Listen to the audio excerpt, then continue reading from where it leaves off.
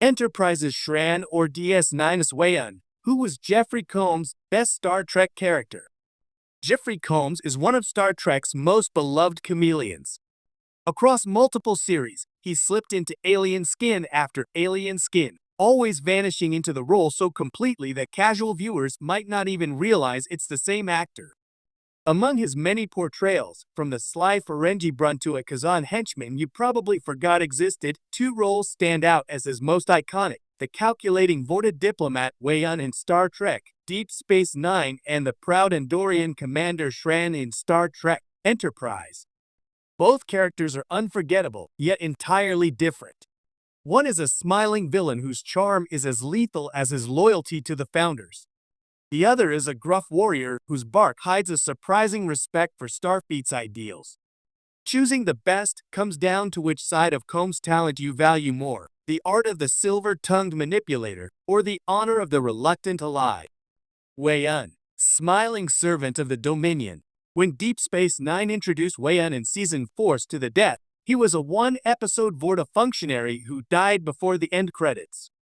Combs might have been destined for yet another brief Star Trek appearance, but then the writers realized they'd stumbled upon gold. The genius of Weyoun lies in his contradictions. On the surface, he's the perfect servant, polite, articulate, endlessly loyal to the Founders. Yet beneath that calm exterior, he's quietly terrifying. He can order mass slaughter while wearing a look of disappointed sympathy, as though genocide were an unfortunate but necessary administrative task. Combs played Weyoun with layers, every soft word a dagger, every smile just a little too rehearsed. There's almost a reptilian stillness to him, an unsettling poise that makes the moments he raises his voice all the more jarring. His manipulative brilliance wasn't born from cartoonish villainy, but from his ability to make his opponents doubt themselves. And then there's the genius twist: Weyoun is not a single individual, but a series of clones. This gave Combs room to reinvent the role with each new Weyoun. One version was more arrogant, another more ingratiating, another oddly pragmatic. It turned what could have been a static character into a long-running exercise in variation. The same man, but not quite the same. Memorable Weyoun moments are plentiful, convincing Odo of the Dominion's benevolence, feigning shock at Starfleet's aggression, or casually mentioning that a planetary population might be better off under Dominion rule. By the time DS9 reached its final arc, Weyoun had become an indispensable part of the Dominion War, not because he was physically imposing, but because he represented the Dominion's velvet-gloved iron fist. Shran, the blue-skinned wildcard of Enterprise. If Weyoun is the silver-tongued diplomat, Shran is the battle-scarred pragmatist.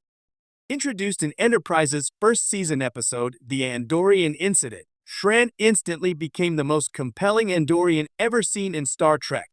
The Andorians, previously minor background aliens in the original series, were reinvented as proud, suspicious, and stubborn, qualities Shran embodied perfectly.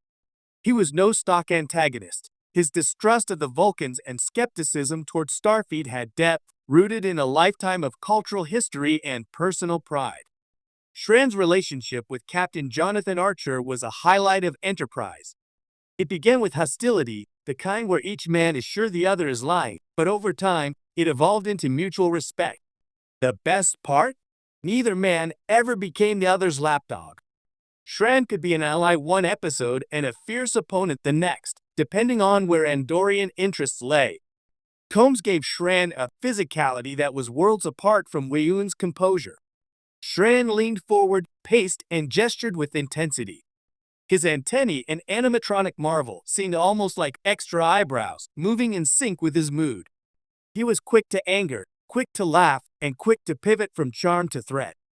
But beneath that warrior bluster was vulnerability.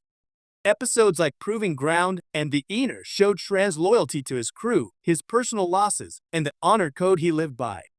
Unlike Weyoun, Shran was not bound by blind devotion to a superior power. He could change his mind, admit fault, and even put himself in danger to save others. Combs' performance. Two sides of the same coin. The brilliance of Jeffrey Combs' career in Star Trek is that Shran and Weyoun share almost nothing on the surface, yet both are undeniably him. Vocal work. As Weyoun, Combs' voice is soft, velvety, almost condescendingly calm. As Shran, it's clipped, sharp, and occasionally explosive. Body language, Weyoun stands still, projecting quiet authority. Shran moves constantly, always ready to spring into action. Moral compass. Weyoun is devoted to an immoral cause without question. Shran is morally flexible, but never immoral. His loyalty is to his people, not an abstract ideology. In both roles, Combs mastered the art of making the audience care. With Weyoun, you wanted to see him fail but dreaded the cost of his downfall. With Shran, you wanted to see him win, even when his victory meant trouble for Archer. Cultural impact and fan reception. In the fandom, Weyoun is often cited as one of DS9's greatest villains, not in the same league as Gul Dukat's personal vendettas, but as a perfect embodiment of the Dominion's cold efficiency. His politeness made him more unsettling than a shouting tyrant ever could. Fans still quote his lines about the Founder's love for solids with a mix of amusement and horror. Shran, meanwhile, became Enterprise's most beloved recurring character. In fact, had the show continued into a fifth season, producers planned to make Shran a regular crew member, a testament to how much life Combs brought to the role. Shran bridged the gap between Starfleet and Andoria, making the Andorians feel like a real political power instead of just an alien species of the week. At conventions, Combs himself has expressed affection for both roles, but Shran holds a special place in his heart, partly because of the physical challenge, partly because of the friendship he built with Scott Bakula on set. Yet Weyoun remains the role that cemented him as a Star Trek legend. Who was the best character? It's a question without a definitive answer, which is why fans still debate it decades later. If best means most essential to the story, Weyoun might take the crown. The Dominion War arc simply wouldn't have been the same without his smiling menace. If best means most endearing and dynamic, Shran might edge ahead. His unpredictable loyalty, growth over 4 seasons, and chemistry with Archer made him a fan favorite. From a purely acting standpoint, Combs' work as Weyoun showcased his subtlety, the small facial shifts, the understated delivery, the way he could weaponize politeness. As Shran, he displayed his physicality, comedic timing, and ability to balance gruffness with warmth. Maybe the real answer is that the best character depends on which side of Star Trek you prefer. The Deep Space Nine side, where diplomacy is a chess game played with lives and lies. Or the Enterprise side, where trust is forged in the middle of firefights and grudging alliances. Why, we don't have to choose. In the end, maybe the beauty of Jeffrey Combs' legacy is that we don't actually have to pick a winner. His work across the franchise, not just as Weyoun and Shran, but also as Brunt, Pink, Krem, and others, is a testament to the versatility of an actor who never phones it in.